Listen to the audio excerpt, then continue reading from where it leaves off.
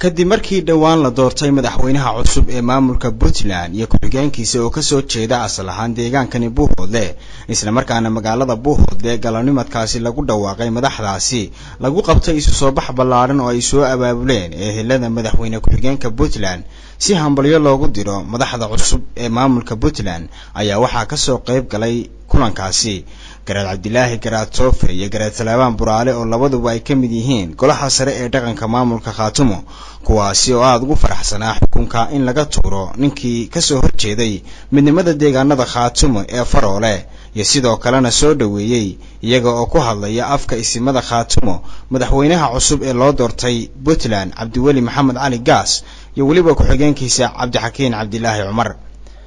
balse labadan isim oo maanta kulan ballaaran qabtay ayaa waxay kaga hadleen kulankani ayaa waxay ku sheegeen kulankan ay maanta qabteen in hadaladii ay ka yiraahdeen goobtaasi si kale loo bedelay taasina ay sababeen wariyaashii halkaasi ka soo tabinayay warka ayna sheegeen inay meesha ka saareen intii ay lahaayeen waxaanu soo dhaweynaynaa annagoo ku hadlayna afka golaha sare ee dhaqanka Khaatumo iyo bulshada Khaatumo isbedelka ka dhacay Puntland iyo madaxweynaha la doortay iyo ku-xigeenkiisa balse aanu kala nahay maamulka Puntland laba maamul waana kuwan isimada hadaladoodii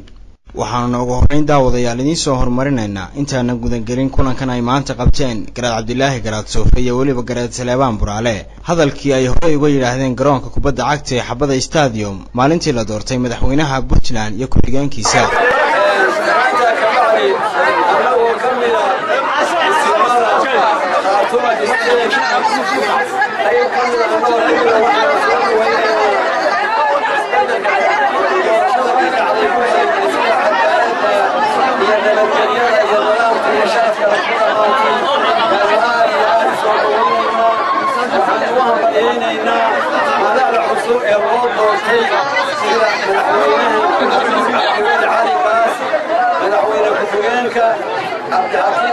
haddaba labadan isim oo maanta kulan qabtay ayaa waxay sheegeen in warbaahinta laga jaray hadalkaasi ahaa annagoo ku hadlayna afka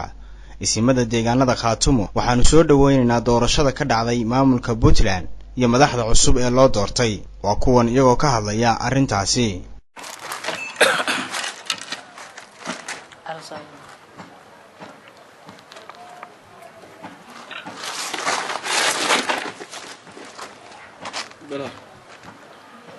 بسم الله الرحمن الرحيم السلام عليكم ورحمة الله وبركاته دمان وحان سلام يا دادك أن اسمغلينو يكوى أن شارك كرنبا قلبتا أناقا هالكا نقويا لأني صحافة قراد عبد الله قراد صوفي يعني قراد سلابان برالي وحان نقويا لأني وحوية حفلتي Buuhoodle ka dhacday bisha 8 ee aan ku tahniyadaynay isbedelka ka dhacay Puntland kuna guuriyeynay kuna soo dhaweynay madaxdii cusubayd ayaa waxa laga tawday waxyaabo yaryar oo technical ah waxaanu markaa u qabanay xafladda waxa weeye inaanu tabashada ka bixino dadka reer Khaatumo bismillaahi rahmaani rahiim alxamdulilaahi rabbil caalamiin waxaan salaamayaa dadka reer Khaatumo waxaan maqlayaa iyo waxaan maqli doonaba waxaan ku salaamayaa salaanta islaamka assalaamu calaykum waraxmatullaahi wabarakaatuh arrintan ugu yeernay saxaafadda galabta aan doonay inaan cadeyno waa taa garaadku uu ka hadlay xafladii ayaantii dhaweyd aan tagnay ee ahayd kala isbedelka Puntland ka dhacay hambaliyadii aanu hambaliyeen aan u direynay yaanu galabta u nimid wixii maartay shaki oo ka galay dadka reer Khaatumo inaanu ka saaro hambaliyadaasu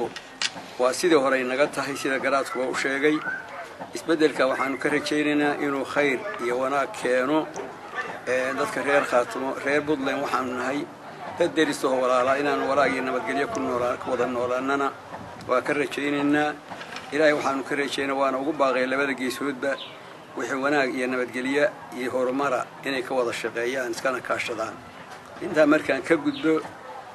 shakiga ka dhacay reer Buntland markaan meesha u tagnay warnimankii waxay u galeen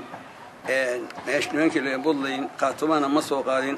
horta Khaatuma soo qaadnay anigu warkayga ugu horeeyay waxaan ku bilaabay wuxuu ahaa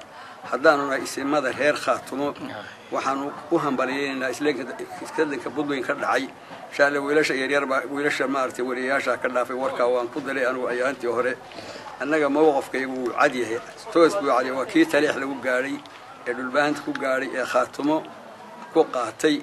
waa ku noqonay kulli anigu dhowr baan ku noqday kulli dadka qaar waa dhageysanayay ayaana saaba u fogeen waxaan ku idhi dadka la yiraahdo reer Buntland waxaanu nahay dad ehla oo maartay derisa oo dana badan ka dhaxeeyaan laakiin maamuladu nagama dhaxeeyaan baari maamulada nagama dhaxeeyaan waxaana la yiraahdaa Buntland iyo Khaatumo annagu Khaatumo aanu qaadanay sanadkii 2012 sanadku 2012 markuu ahaa bishii January kii aanu qaadanay baan ku taaganay meel uga badbaani sidaas uu noqday cidii shaki arinta ka qabta ay iska shaagto shakida anuu mowqifkaygu waa sida dadka reer Buntland dad walaan ay nahaweeye iyo darisadooda mid walba waxaynu maartay ku aragnaa baynu kula dhaqmaynaa fariintan waxaa idinla socodsiinayay anigoo Cabdi Casiis Aadan Jaamac waxaan idinkaga tagaynaa sida ay nabadgelyo